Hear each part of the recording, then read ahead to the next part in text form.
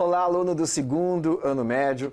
Todos sejam muito bem-vindos a esse encontro, dessa trajetória, desse percurso que a gente vem fazendo, o novo ensino médio, os itinerários formativos, os aprofundamentos, que, como você já sabe, tem essa pretensão pedagógica muito bem-vinda também, de dar uma aplicabilidade muito maior ao conteúdo, aonde as habilidades e as competências possam ser desenvolvidas com muito mais plenitude.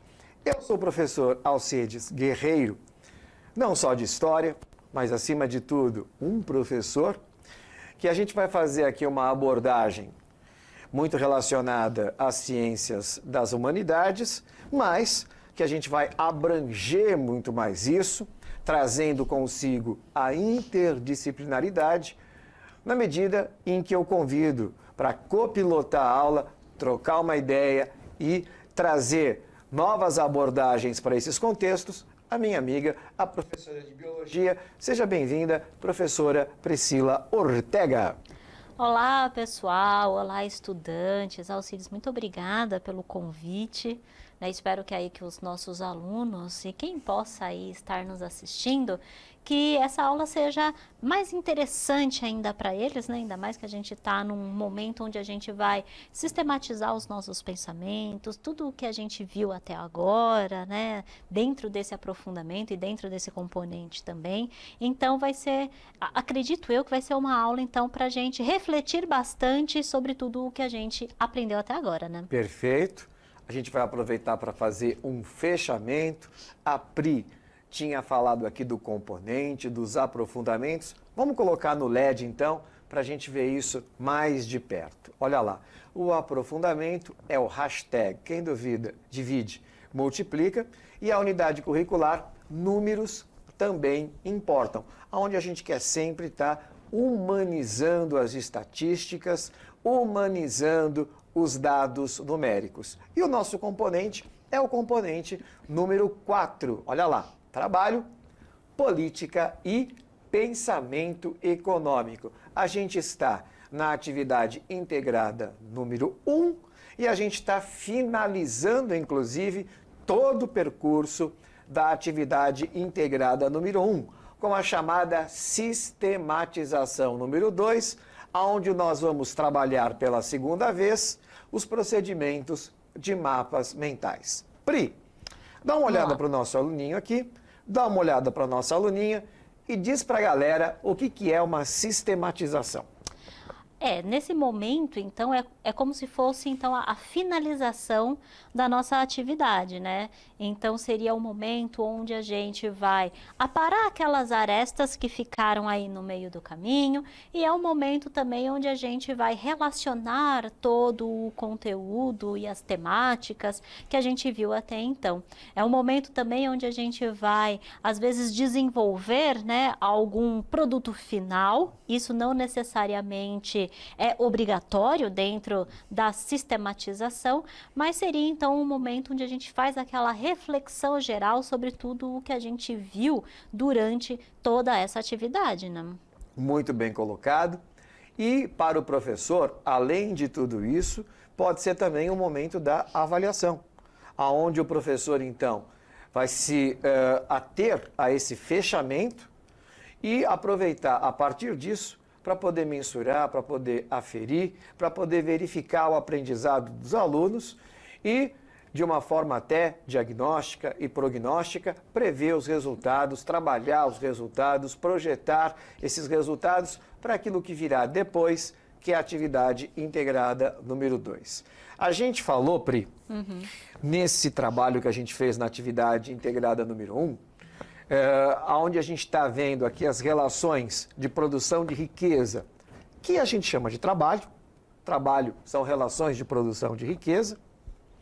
Vou fazer uma provocação aqui com você. Vamos lá, então. Você consegue me dizer a diferença entre trabalho e tarefa? Nossa, complicado, hein? Por exemplo, em casa. Tá. Você acabou de comer pediu pelo seu aplicativo o seu rango, sei lá, Perfeito. sobrou aquela loçona para você lavar. Ai, que triste.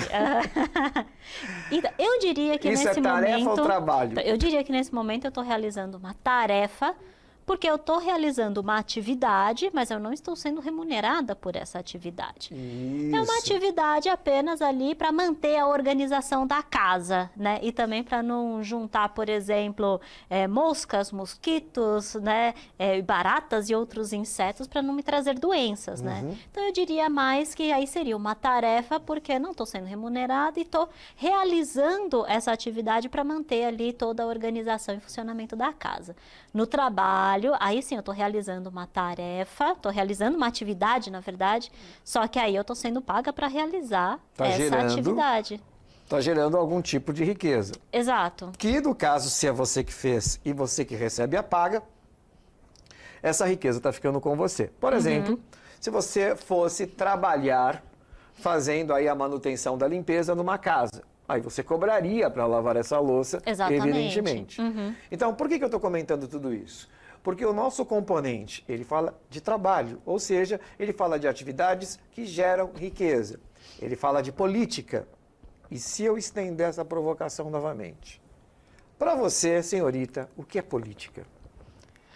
Para mim, eu acredito que a política seria todo o nosso intercâmbio social. Nossa, ela falou bonito agora, hein? Meu Deus do céu, gastou! Gastei o português agora. Continua.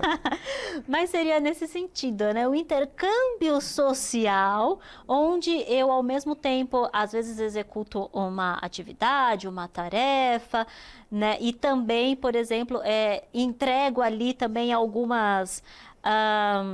Não diria regalias, mas eu entregaria ali também atividades que beneficiam uma determinada comunidade ou um determinado setor e, ao mesmo tempo, também aquilo que eles fazem também beneficiam. Olha que curioso. Na fala da Pri, eu percebi onde ela queria chegar. Mas eu posso dizer que a Pri, por exemplo, pela resposta que ela me deu, ela entende política como algo muito nobre e com um forte sentido ético que vem lá de Aristóteles da Grécia Antiga, que é operações públicas em benefício da comunidade, da coletividade, né? Só que política, se a gente tivesse que traduzir de uma forma um pouquinho mais conceitual, inclusive abarcando principalmente essa questão ética que você trouxe, política são relações de poder. Simples assim. Relações de poder, né? Por isso que quando a gente fala que alguma coisa está no universo da política, ela perpassa aí por grupos ou por pessoas disputando espaços de interesse em relações de poder. E aquele que pode mais impõe os seus interesses, seja pela força, numa ditadura, por exemplo, num regime autoritário, ou seja pelo consenso, pelo diálogo, que é aquilo que nós temos num regime democrático, né?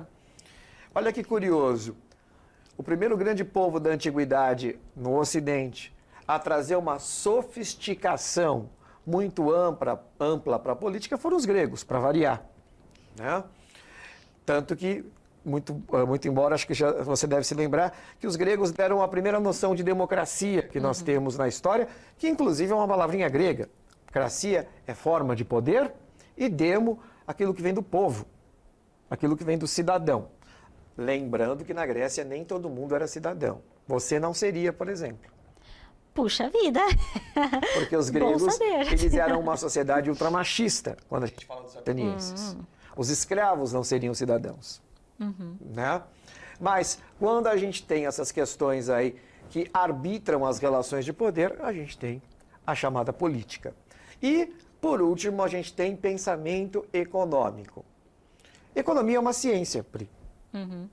Agora, você conseguiria me dizer qual é o objeto de estudo dessa ciência? O que a economia estuda? Eu acredito que não necessariamente apenas a questão do dinheiro, mas seria o papel que o dinheiro exerce dentro de uma comunidade ou dentro de uma sociedade. Imaginaria algo assim. Você falou um dos itens, muito bem colocado, inclusive. Mas economia é a ciência que estuda a produção de riqueza. Então, se eu digo, por exemplo, a economia do Brasil vai mal, na realidade eu estou dizendo, os fatores que envolvem a produção de riqueza nacional não estão legais. Entendeu? E aí, a gente não pode esquecer que esse componente 4, que fala de trabalho, política e pensamento econômico, ele acabou abordando diretamente, de uma forma mais específica, a questão da globalização. Por quê? Porque o nosso trabalho está impactado pela globalização. A gente está vendo uma guerra que está acontecendo lá na Ucrânia, com a Rússia.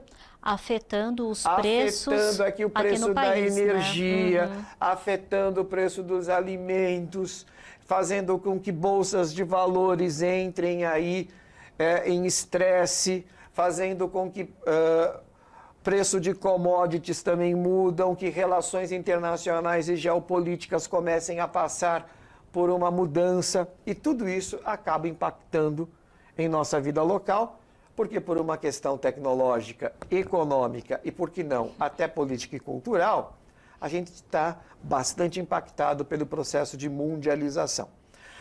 Quando a gente falou da globalização, e a gente está fazendo um fechamento, por isso que a gente está retomando tudo isso, a gente quis deixar muito claro aqui, né, Pri? Que o pessoal fala de globalização como algo que é sempre bacana, Exato. porque as pessoas entendem a globalização como essa facilidade dos fluxos, Exatamente. como os dados sendo compartilhados com muita rapidez, com o acesso muito rápido e muito barato às informações, à mídia e assim por diante. Quase todo mundo acaba enxergando de uma forma muito forte a globalização pelo viés da comunicação e do transporte.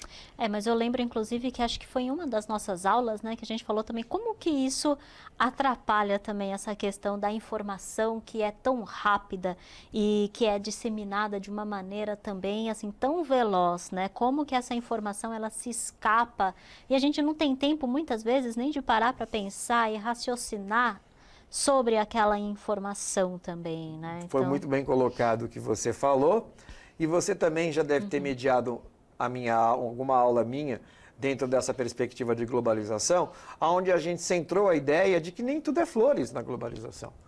Porque exato. enquanto se facilita bastante o fluxo de dados, o fluxo de capital, por exemplo, você limita bastante o fluxo de pessoas.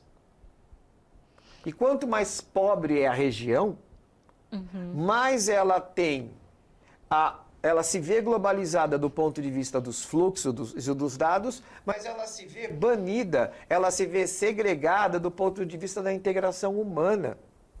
E a gente acabou até falando, você estava comigo, sobre refugiados, por exemplo. É verdade, né? A gente comentou sobre isso, sobre a questão também que a gente comentou, algo que a gente está vivendo bastante também, que muitas vezes as informações que são disseminadas, nem sempre essas informações também são verídicas, né?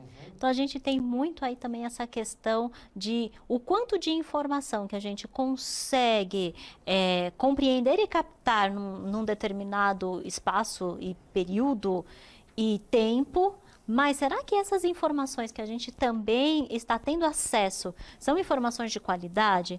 São informações verídicas? Ou a gente está consumindo informações, mas informações também que não nos levam a um maior conhecimento, ou muitas vezes nos levam até mesmo a pensar de uma maneira equivocada, né? Pois é, e eu poderia até ampliar o teu raciocínio na medida em que eu posso dizer quantos de nós procuramos sempre as mesmas informações? Nas mesmas fontes, ou seja, eu parto de preconceitos e procuro ser alimentado, retroalimentado de dados que não colocam o meu preconceito num choque de reflexão. Pelo contrário, acabam deixando o meu preconceito cada vez mais retroalimentado por ele mesmo. Muitas vezes a gente quer, na verdade, endossar a nossa opinião. Então, a gente busca informações ou outras opiniões que são semelhantes ao que a gente pensa. E quando a gente está falando justamente de pensamento, não apenas o econômico como na aula, mas de pensamento de maneira geral, a gente precisa também estar aberto a pensamentos que são diferentes da gente. Sim, inclusive desenvolver a partir disso a tolerância, e lembrando que a progressão, o avanço que a ciência traz, nasce sobretudo da dúvida. Se a gente tivesse sempre certeza de absolutamente tudo, a gente continuaria até hoje nas cavernas. É verdade. Como coletores e caçadores. Eu não vou filosoficamente aqui debater se seríamos mais ou menos felizes. Ah, sim, porque são coisas completamente diferentes. Tecnologia, claro, a gente não pode esquecer que pode nos trazer conforto, mas a gente não pode nos dizer que pode trazer felicidade. Porque muitas vezes você vê na sala de aula, né? Os alunos com tablet, com celular, com smartphone, com fone de ouvido, né? Bastante fomentados, estimulados por sons, imagens, dados, etc. E eles constroem uma noção de felicidade que muitas vezes a gente dava um nó na sala de aula com a seguinte pergunta: será que uma criança indígena no Alto Xingu, que não tem o celular, que não tem o fone de ouvido, que não está impactada por toda essa mídia, será que ela agora, brincando no rio, não seria mais feliz? É verdade, né? Muitas vezes também a gente mesmo comentava, né? Por exemplo, vamos buscar lá na nossa infância, né, Guerreiro? Lá na nossa infância, então, como que era a maneira como a gente se relacionava com as outras pessoas, com as outras crianças, a maneira como a gente brincava. Será que a gente não tinha esse maior contato, então, com as outras crianças? A gente não desenvolvia melhor essas nossas relações interpessoais? Agora a gente está muitas vezes aí, olha, do outro lado da tela, né? Ou do outro lado do celular. Do outro lado do mundo, muitas vezes. Do outro lado do mundo. Será que a gente consegue, se a gente estivesse frente a frente, cara a cara, será que a gente teria essa possibilidade de desenvolver bem essa relação com uma outra pessoa? A gente que está, às vezes, tão imerso nesse mundo tecnológico, né? Então, vale a pena a gente pensar também um pouco mais a respeito disso, né? De que a gente está num momento onde a gente tem essa inserção grande da tecnologia, da mídia, mas a gente não pode esquecer também que existem pessoas do outro lado. E você trouxe um ponto que me veio à memória aqui, várias obras cinematográficas que debatem o quanto essa noção de contato que foi redesenhada pela tecnologia acabou muito mais nos afastando. Exato. Porque a gente está em contato com o mundo e não consegue dialogar com a pessoa que está na nossa frente tomando um café. Verdade. Muitas vezes alguém, né, que a gente convidou para tomar o café. Verdade. Quantas vezes, né, a gente está naquele almoço, fala, vou reencontrar aqueles meus amigos. E a gente está naquele almoço, naquele café ou jantar, que seja, e aí cada um no seu celular. E as conversas ali se perdem, cada né? um na sua bolha. Exato, cada um na sua bolha, as conversas se perdem, né? Os relacionamentos também ali naquele momento. Eles passam a ser mediados também pelo tempo. Também. Isso é tão sério que outro dia eu vi um crítico gastronômico que eu acompanho bastante, né? Ele disse uma coisa muito curiosa. Hoje os restaurantes, os botecos, os bares, né? As lanchonetes, eles têm que calcular, porque isso tudo é meio que científico, o tempo do cliente à mesa, levando em consideração as selfies e as fotos que são feitas dos pratos. Nossa. E o mais incrível que eu vi, a quantidade de clientes que reclamam que a comida está fria, porque passam minutos e minutos tirando foto da comida. Exato. Né? E aí eu até penso, por exemplo, agora que a gente tem, pela pandemia mesmo, né? A gente agora tem também os cardápios, que muitas vezes vêm agora por QR Code, que a gente tira lá a foto. Digitaliza demora às vezes para carregar. E aí a gente vai ver mesmo o cardápio, muitas vezes é isso, né? Cada um tá olhando o seu celular, olhando o cardápio ali pelo celular. A gente perdeu essa noção de ter um cardápio único onde nós dois vamos sentar lado a lado e aí a gente vai olhar o cardápio juntos e muitas vezes a gente vai decidir o nosso prato juntos. E não, agora tá meio que tudo, né? Cada um aí por si, olhando no seu celular o cardápio, cada um pede ali, né? Não se decide nada também. E o que parece um comentário paralelo da sua parte, não tem nada de pequeno. Porque um dos fatores do neoliberalismo é individualizar extremamente as coisas. E ao individualizar extremamente as coisas, eu vejo as pessoas apenas como consumidores competidoras de outros consumidores. O que nos torna ideologicamente muito mais dóceis para esse sistema de ultraconsumo, ultracompetição, do qual a ultraconectividade é fundamental para que ele seja operado. Olha, galera, parece um papo lateral que a gente está tendo aqui, mas não é não. Ele tem tudo a ver com o fechamento que a gente está fazendo e ele está diretamente ligado para esse mundo que você está se preparando para a sua futura carreira profissional, para a sua futura carreira acadêmica. E do qual, sejamos sinceros, né, Pri? Eles são como mais jovens do que você e infinitamente mais jovens do que eu, muito provavelmente eles mais rapidamente vão conseguir se preparar numa realidade que muda muito rapidamente o tempo todo e do qual a gente não pode mais tirar a tecnologia como a grande mediadora das funções. Ah, com certeza, né? Eu lembro, eu comecei a entrar no ramo mais e no mundo da tecnologia quando eu tinha lá os meus 15 anos. Agora, os nossos estudantes, eles já nasceram já inseridos nesse mundo, né? Então, para eles, tá tudo muito mais fácil também de conseguir caminhar junto, né, na verdade. Quando eu comecei a dar aula, existia aulas para ensinar os alunos a ligar o computador. Pois é, né? E a usar o teclado, e a ligar os programinhas, né? Hoje, praticamente, as pessoas já quase que nascem sabendo essas operações, né? Os estudantes que nos ajudam, né, na verdade, a ligar os equipamentos. É verdade. Inclusive, muita gente deve estar olhando aqui falando, poxa, mas isso poderia ser em tal formato, poderia ser com tal aplicativo. A gente chega lá um dia. Ah, sim. Né? Vamos lá para o LED. A gente está sugerindo aqui para os professores e para os alunos fecharem toda a compreensão que eles tiveram sobre globalização, a questão que passa a ser muito interessante do ponto de vista tecnológico e do qual a grande maioria dos estudantes adora, também falar das sequelas dessa globalização, em especial a questão dos refugiados. A gente está terminando isso sugerindo um mapa mental. Pri, vamos lá. Você que é uma bióloga, pode até dar uma abordagem um pouquinho mais centrada aí no teu campo da área de saber. O que é um mapa mental?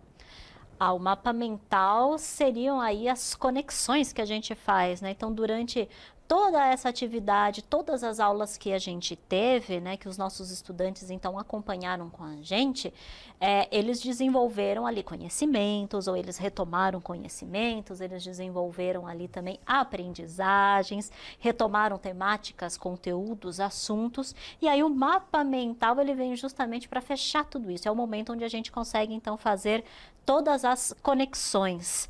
Então, como o nosso cérebro mesmo, o nosso sistema nervoso faz, né? Então, a gente consegue, então, aí realizar todas as conexões dentro ali do nosso cérebro, principalmente na região do córtex, na região frontal ali do córtex. O córtex onde que é? Aqui perto da testa? Isso, assim? é aqui na frente, aqui no cérebro, né? Quando a gente fala região frontal, então seria aqui na frente, né? Ela é responsável por qual memória, questão motora? O que está aqui na frente? Ali vai ter uma gama, né? Na verdade, de ações que o córtex frontal vai estar relacionado. Mas a maior parte dele vai estar relacionado com questões de aprendizagem, com questões de memorização, né? Quando a gente diz, por exemplo, que com a evolução humana, o cérebro humano cresceu e se desenvolveu. O que cresceu e desenvolveu foi o córtex frontal, porque aí, a partir daí, eles conseguiram, na verdade, estabelecer maiores relações, maiores conexões, e aí eles também conseguem passar isso adiante, então conseguem ensinar pessoas da sua comunidade, né, pessoas ali da sua sociedade.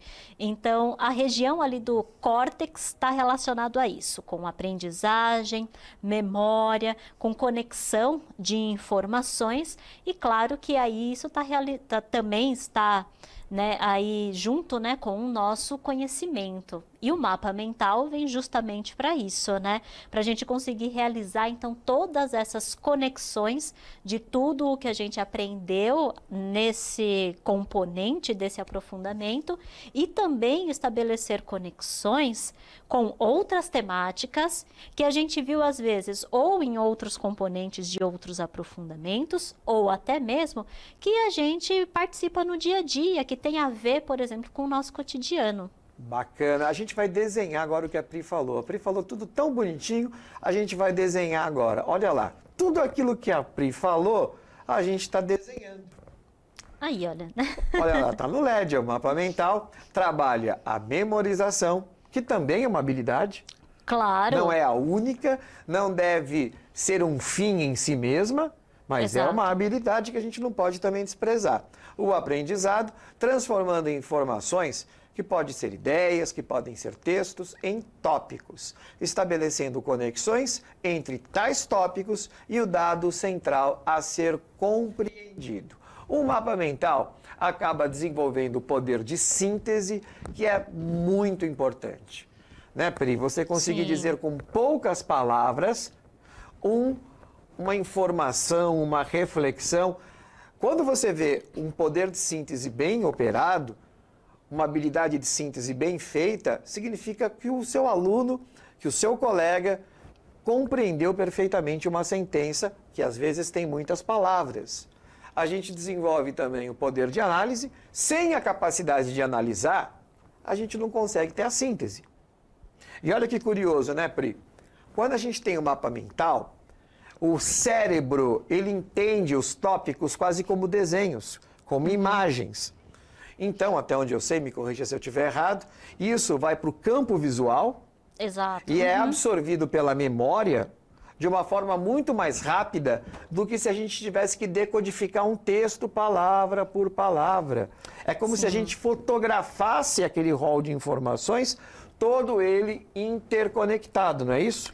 Exatamente. Aí também entra, guerreiro, assim, muito de pessoa para pessoa também, né? Então, tem pessoas que a gente fala, essa pessoa ela é mais fotográfica, ou seja, ela consegue... Mais visual. Então, mais visual. Então, ela consegue memorizar e aprender, por exemplo, com os mapas mentais, né? Com vídeos, por exemplo, também, ou com imagens, gráficos.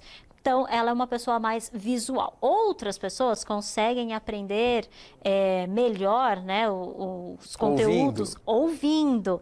Então, às vezes, por meio de uma música, né, ou por meio também de um vídeo que trabalhe essas duas temáticas, onde você tem a visual mais a auditiva e a sonora, e outras pessoas que o bom e velho texto é aquilo que vai, na verdade, fazer o resumo das suas informações.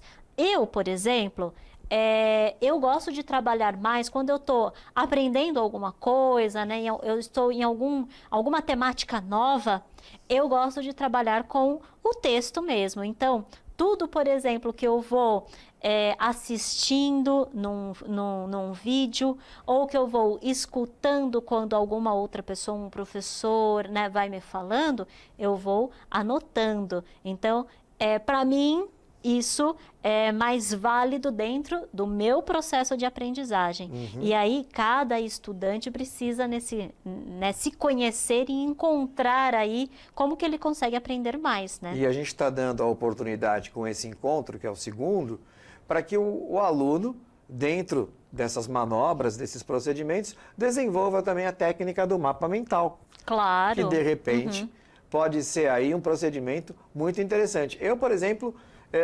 fazia mapa mental antes mesmo de saber que era mapa mental.